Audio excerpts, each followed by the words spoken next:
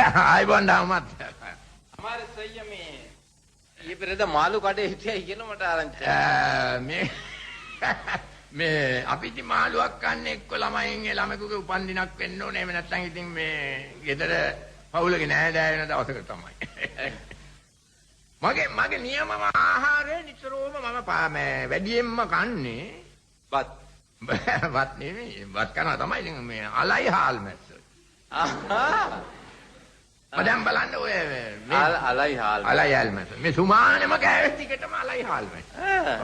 අයියෝ මට නෑ ඔය පිට කන්න. මේ මාත්‍ය දැන් ඔය අපේ ඇලන් නෝනා ඉන්නනේ නම්බර එක උයනකොට බොහොම කුස්ම ගහනවා. ඇතැම්ම 3ක් කුස්ම ගහනවා ඔය අලයි හාල් මැස්ස. අපේ ඇලන් නෝනා. හරිම දක්ෂය උයන්නේ. ඔව් ඇලන් නෝනා කුස්ම ගහනවා ඇතැම්ම 3ක් ඇලන් නෝනා නෙමෙයි. ඒ තමයි දක්ෂලේ. මේ ව්‍යංජන. ඔය සූප තාත්තර ඕනේ නෑ ඇලන් නෝනා. ඒ වුණත් ඉතින් දිගටම පිට කනකොට එපා වෙනවනේ පිටම. නෑ දැන් උයන සිස්ටම් එකක් තියෙනවා. ඔය හැම දෙයක්ම උයනයි කිව්ව නිකන් උයන්න බෑනේ. සිස්ටම් එකක් කියන්නේ දැන් අද අලයි හාල් මැස්සෝ ඉව්වොත් හෙට උයන්න ඕන එකට දාලානේ දැන් අලයි හාල් මැස්සෝ අද උයන. හෙට හාල් මැස්සෝ අලයි එකට දාන්න ඕන. වෙනස් කරගෙන අනිද්දා උයන්න ඕන අල වෙනම හාල් මැස්සෝ වෙනවා. ඉන් අනිද්දා හාල් මැස්සෝ වෙනම අල වෙනවා. ඔය හතර කර්මයට තමයි උයන්නේ. අල. දැන් මහත්තයාගේ නෝන මොනවද සාමාන්‍යයෙන් මේ මං කියන්නේ කෑම වලින් දැන් එයා ඉතින් කෑවා මොනවද දුන්නත් කනවා.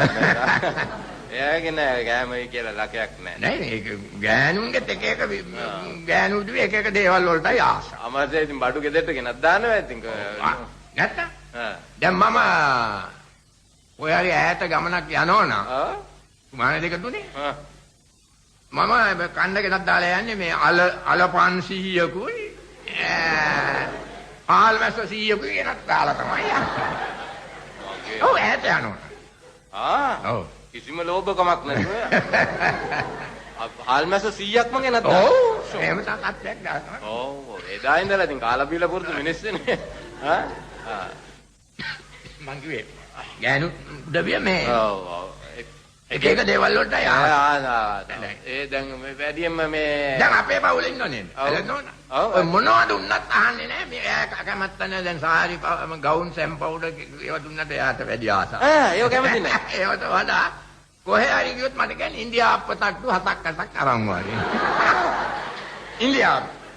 සම්බර ඉන්දියාප්පෙකුත් නැහැ. නිකන් තට්ටු පිට තට්ටු කෙතක. ඉන්දියාප්ප තට්ටු වලට ආසයි ඒක. ගෑනුන්ගේ එක ආසාවල. එහෙනම් ඔව් තට්ටු වලට කැමති සමහර අය. ඔව්.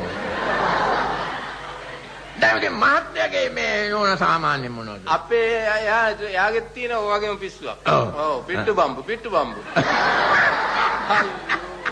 ඔව්. දැන් අපේ පැත්තේ ඉන්නගේ පිට්ටු බම්බු වල. නමුත් අම්බන පිට්ටුවකුත් නැහැ. අපේ ගෙදර තියෙනවා ප්ලාස්ටික් පිට්ටු බම්බු තියෙනවා, මැටි ඒවා තියෙනවා, බෙලෙක් වලින් හදපුවා තියෙනවා, එක જાති. ඔය හරි ගියොත් පිට්ටු බම්බුවක් තමයි අරන් එන්නේ. ඒත් හදන පිට්ටුවක්වත් නැහැ මොනවාක්වත්. හැබැයි දැන් අර කැබිනට් එකේ දැන් වෙන අය වීදුරු දාලා තියෙන ඔක්කොම පිට්ටු බම්බු තියෙනවා.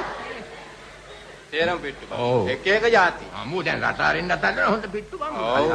ඒ කියන්නේ මේකයි අපේ නෝනා මේ පිට්ටු බම්බු වලට මේකයි එයාගේ තියෙනවා ලැබියාවක්. ඒ මොකද එයාගේ ඔය ඇන්ටි කෙනෙක් තමයි ඉස්සෙල්ලාම පිට්ටු බම්බු හොයාගත්තේ. මේ නැති වෙලා තිබිලා නෙමෙයි පළුවෙන්ම හොයාගත්තේ ආදම හැදුවේ. වස්කෝද ගාම නෙමෙයිද? නෑ වස්කෝද ගාම හොයාගත්තේ ගොට්ට අර පිට්ටු ගොට්ටනේ. ඔව් මෙයා පිට්ටු බම්බුව. ඒකෙන් තමයි ඒක බේස් කරලා තමයි ඔය අන්තිමේදී ඔය මේවා එන්ජින් රේල්වේ එන්ජිමත් ඒකේ පදනම උඩ තමයි ඒක එන්ජිම ඇතුලේ. ඔව් මහත්තයා මම අහලා තියෙනවා පස්සේ ස්ටීම් එන්ජින් එකත් පිට්ටු බම්බුව මේ බලාගන්නලු හැදුවයි කියන්නේ.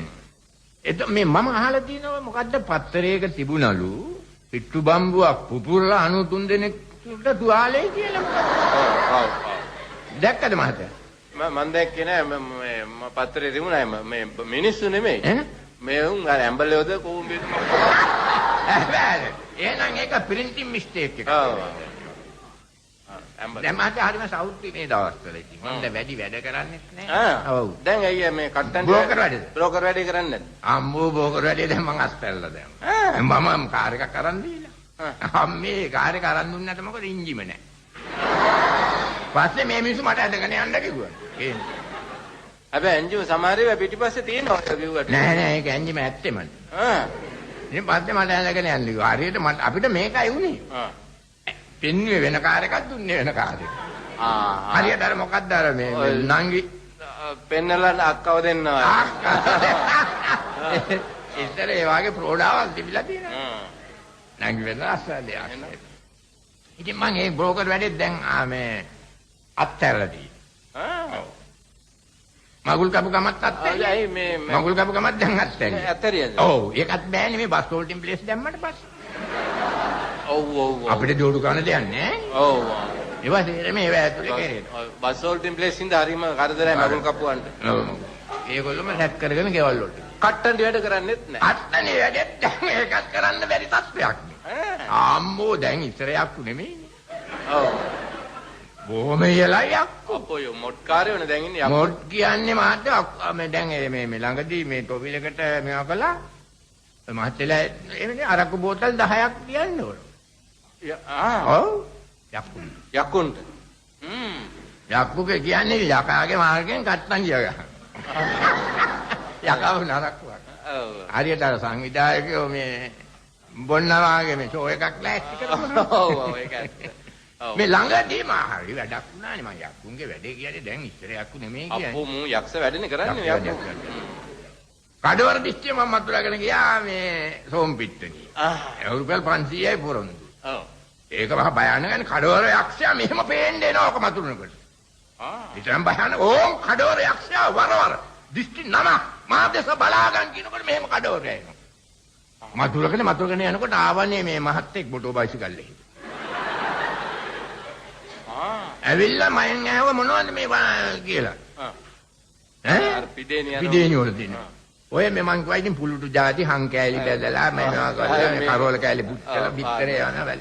ගැහුව පයින් සේරම.